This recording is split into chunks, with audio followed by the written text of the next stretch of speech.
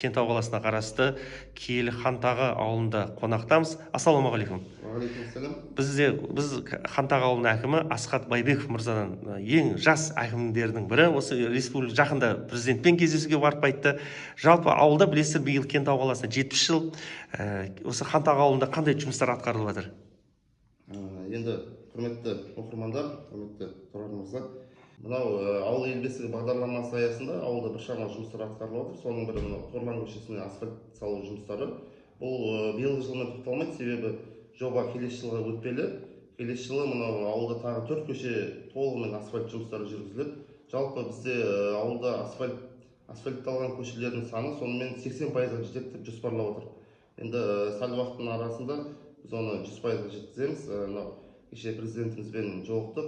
Ол жерде шалғайдағы ауылдардың осы біздің өзіміздің ауылымыз сияқты осындай аумақтардың дамуын ерекше назар аударып отыр президент. Нақты тапсырмалар берді.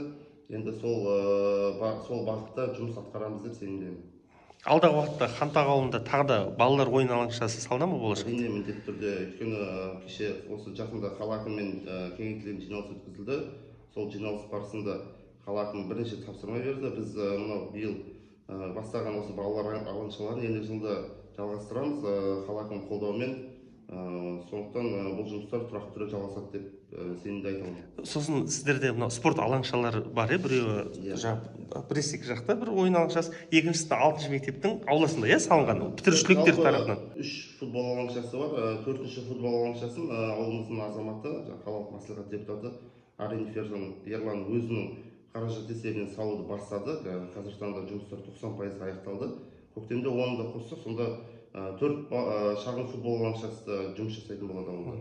Сонымен қатар мынау 6-шы мектептің базасында мектеп түлектері балаларға арналған шағын футбол алаңшасын да жасап берді. Ол қазіргі таңда функционер етіп тұр. Сондықтан енді бұқаралық спорт дамытуға біздің ауылда ешқандай кедергі жоқ деп ойлаймын.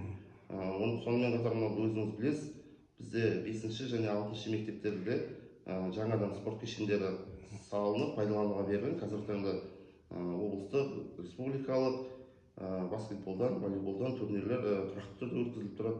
Бұл енді ауыл жастарының тұрақты спортпен шұғылдануына үлкен мүмкіндік деп есептеймін. Рахмет сұхбатыңызға.